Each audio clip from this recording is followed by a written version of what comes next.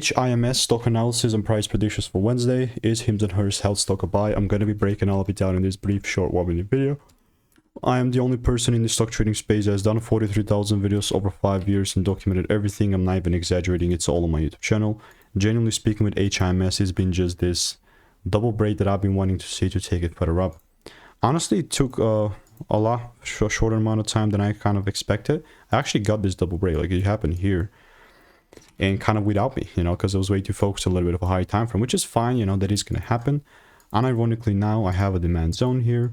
And if I do see, in this case, the price pulling down, doesn't even have to tap the demand zone, but then giving me a shift, then and only then I will look to take it further up. That's it. And if rules are not met, I'm not looking to take it up. If you want to get my money making emails and insights, click the first link in the description, and I'll see you in the next one. Goodbye and enjoy.